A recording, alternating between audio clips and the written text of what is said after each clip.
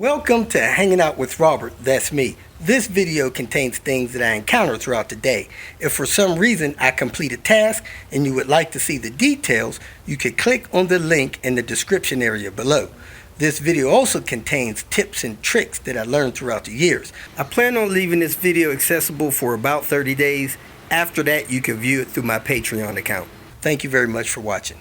Kicking off the Tinker Day. Look at this Mustang, folks. Fastback, 66 model. We're going to do some front brake pads on here. And as you can see, it has Willwood rotors and disc on it. So this stuff's been modified. It ain't the stuff that came with it. A 347 stroker.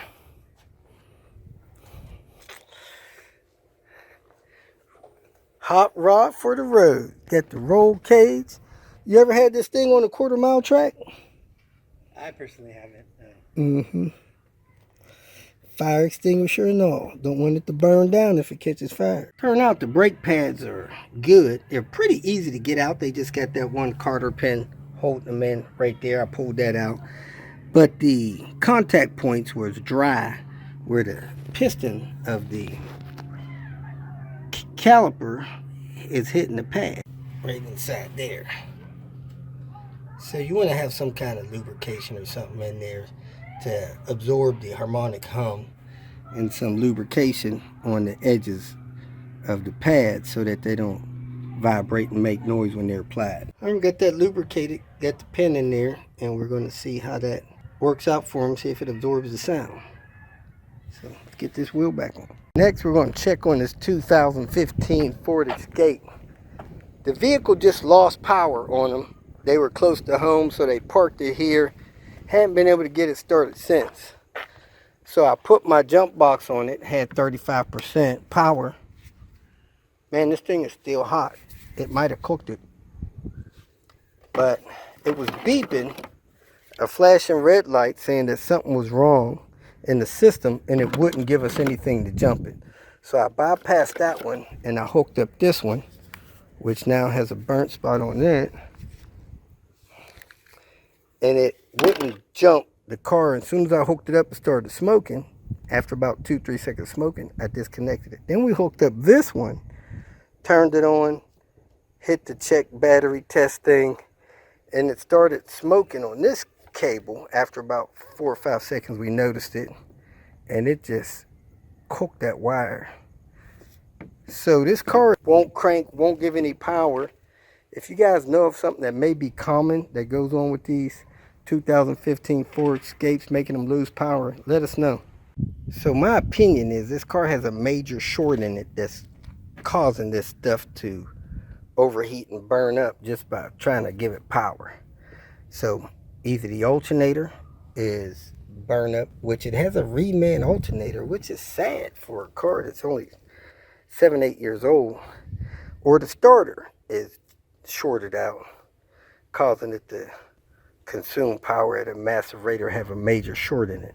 So there's a fuse panel here, which probably has a major fuse in it. I'm going to try to open that up, see if there's any blown fuses in there, because if you have a major short in your vehicle, the first thing that should happen is it blow a system fuse to protect the vehicle and not just start frying computers and everything. Now you got these major system fuses in here. Something should have blown to protect this electrical system on this vehicle. Back here with Turbo Tony. He's losing brake fluid.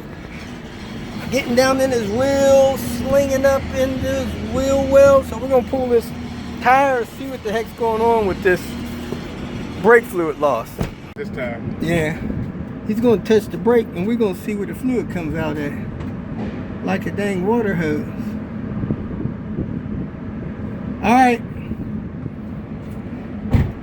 Evident that the line rubbing against the spring in here rubbed a hole right in through to the line. Wasn't in its clip. Wasn't stored in its clip. Had some general lines we didn't really care for, so what we decided to do is get this plumbing union. Do you have that or did I have it? Compression fitting. This should splice that line together. We think it's the right size. Clean the line up, cut it, and splice it. You don't got your key in your pocket, you didn't hit the key? Make sure you cut off that flat spot, because if you don't, you're going to have a problem with it leaking past that. Put the nut over the line. Put the little sleeve in there.